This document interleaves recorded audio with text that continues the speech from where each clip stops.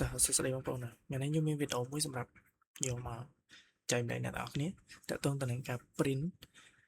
ពេលខ្លះយើង print យើងសរសេរអីអស់ហើយយើងដាក់ font ដាក់អីអស់ហើយណាដូចនេះអញ្ចឹងfont ឆ្លាក់នេះ font ធម្មតាអញ្ចឹងទៅមានតែយើងកំណត់អស់ហើយណាពេលដែលយើងកំណត់អស់អញ្ចឹងតែស្រាប់នៅពេលដែលយើង print ណានេះពេលដែលយើង print ប៉ុន្តែនៅពេលដែលយើងមានតែយើងកំណត់กระดาษប្រភេទអីណាដល់ពេលយើងWindows មកយើងចង់ print សារតែយើង preview តែពេលយើង preview នេះឃើញវាអត់តន់អីណាវាអត់តន់មានន័យថាអ្វីដែលនៅកន្លែងហ្នឹងវាដូចអ្វីដែលយើងចង់បានទៅហើយប៉ុន្តែនៅពេលដែលយើងចុច save ពេលយើងចុច save ខ្ញុំអូខេទុកមកខ្ញុំដាក់លើ desktop មួយថា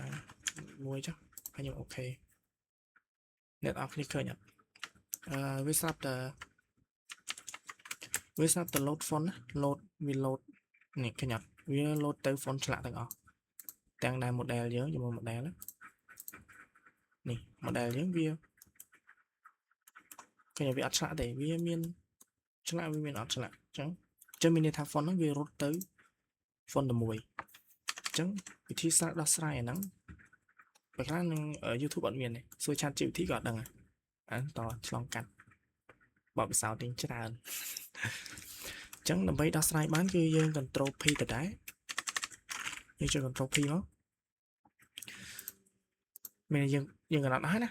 យើងកំណត់នៃអ្វីចង់បានហើយអញ្ចឹងយើងចូលកន្លែង PDF option តមកយើងមើលពាក្យនេះcapture នេះយើងដោះគ្រាហ្នឹងចេញហើយយើងយកគ្រាក្រៅមិញ convert all text to geometry អញ្ចឹងយើងចុច OK មក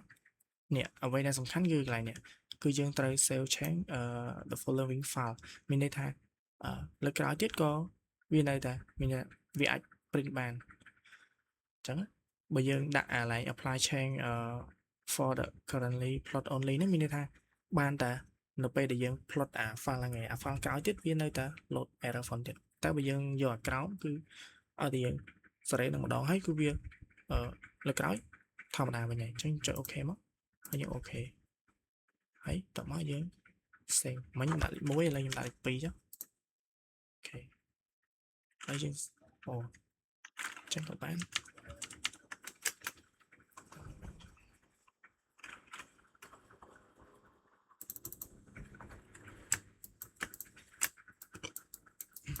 ហើយបងប្អូន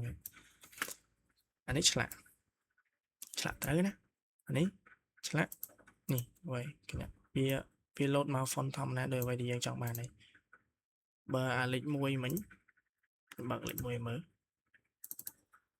នេះឃើញលេខ1មិញវានេះអត់វា load ទៅ font ឆ្លាក់ទាំងអស់ដល់ពេលលេខ2វា load មក font ធម្មតាវិញអញ្ចឹងណាអ្វីដែលសំខាន់គឺកន្លែង Control P PDF option complicate នេះហើយ OK មកហើយយើង OK ក្រោយ OK កំណត់តែម្ដងអាមិញខ្ញុំយកអាក្រោមខ្ញុំ Control P ទៅឃើញវាជាប់នៅហ្នឹងហើយអញ្ចឹងយើងគ្រាន់តែ OK ទៅវាបានដល់លេខ2នេះហើយនេះគេមាន font វា load ទេនេះវាតូចពេកចាំខ្ញុំដាក់វានឹងធំតិច Windows មកចាប់វាអូខេដាក់លេខ3អត់